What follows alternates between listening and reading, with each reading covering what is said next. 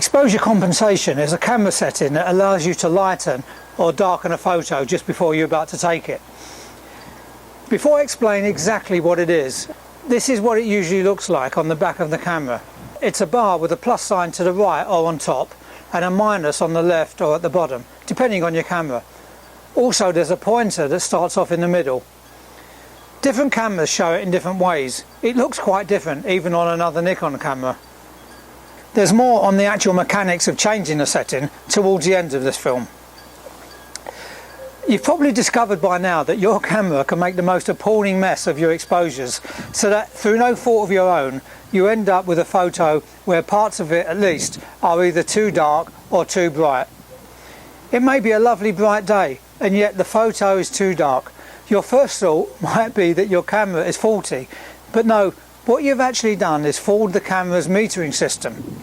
Now that can happen because when the camera is figuring out the exposure in any of its auto modes, it brings together the bright areas in the frame and the dark areas, and it averages them out to a kind of a mid-grey. Now okay, I realise that sounds a bit daft. I'm not suggesting the camera tries to make the image grey in colour, just that it attempts to create an average exposure to give a mid-tone image. In many scenes there are some bright areas and some dark areas, and so this averaging out method usually works just fine to give a good exposure. But if you take a photo of something that is predominantly bright or predominantly dark, the camera can get it very wrong. So here we have my lovely wife standing in front of some small trees and shrubs here in our garden, and the tones of the background are quite dark. The lens on the video camera is zoomed in, and she's going to walk across the grass while the camera zooms out to take in more of the sky. Now the video camera is set to its auto mode, and so will react just like any DSLR camera. The sky started off white, but now there's far more detail in it, and although the image looks correctly exposed for the sky and a small part of the garden, if Jane was the main subject, I think she might be a little bit disappointed. So that's quite typical of how you can fool your camera's metering system, just by placing your subject in front of a bright sky or other bright background. The camera will see that background and just make everything slightly darker, and so your subject is going to be too dark. Let's take that one step further. To demonstrate what the camera is actually doing, I'm pointing this camera at some black material, and I put some white paper over half of the material. Now I've set this camera to aperture priority f5.6, and it's giving me a shutter speed of 125th of a second. So let's take this shot. Now as you can see, the material does look quite black and the paper quite white, so it's a good correct exposure. Now I'll move away the white paper and take another shot. The camera has seen that the overall image has now got darker, and so it automatically slowed the shutter speed to a 20th of a second in order to allow in more light, and the black cloth has now turned grey. But when you think about it, the actual light on that black cloth didn't change, so there was really no need for the camera to adjust anything. I'll now photograph the white paper on its own.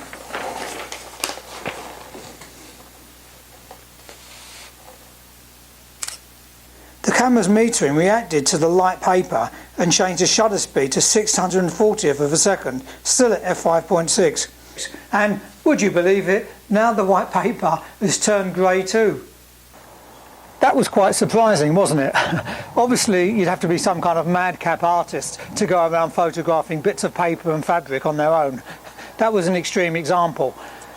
A more typical example might be, say, a friend on a beach. They have bright sky, sea or sand behind them.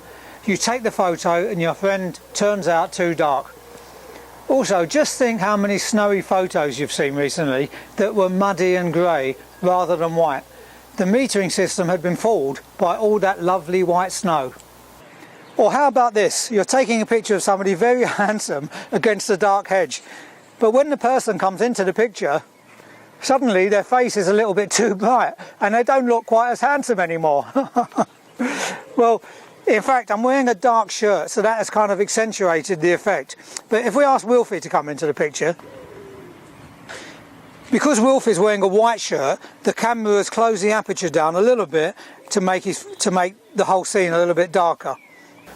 So you can see now that having predominantly dark or bright areas in the frame affects the exposure, and exposure compensation is what you would normally use to get around the problem. Why? Well, there's no point in simply adjusting the aperture or shutter speed or ISO, because in any auto mode the camera will simply compensate by adjusting one of the other settings. For example, if the subject is too bright, like I was earlier, using a smaller aperture to allow in less light would do you no good at all, because the camera would automatically choose a slower shutter speed to keep the overall exposure the same. It's like a balancing act with the camera attempting to keep whatever it thinks is the correct exposure. This brings me neatly on to exposure compensation. Nearly all cameras, including compacts, have this setting, and it's used really just to brighten or darken the resulting photo.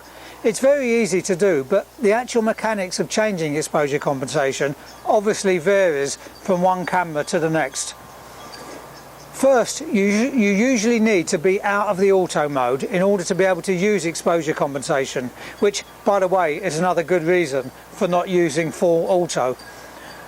Typically there's a button on the top or back of the camera which has a small plus or minus sign. You press the button, and as you saw earlier, depending on the camera, you turn a dial or wheel to adjust the exposure compensation amount.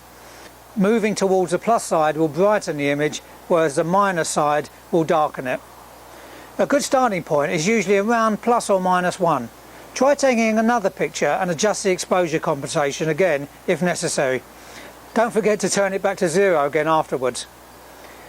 By the way, there's no real magic involved by the camera when you move the dial. All it's doing is changing the aperture or the shutter speed.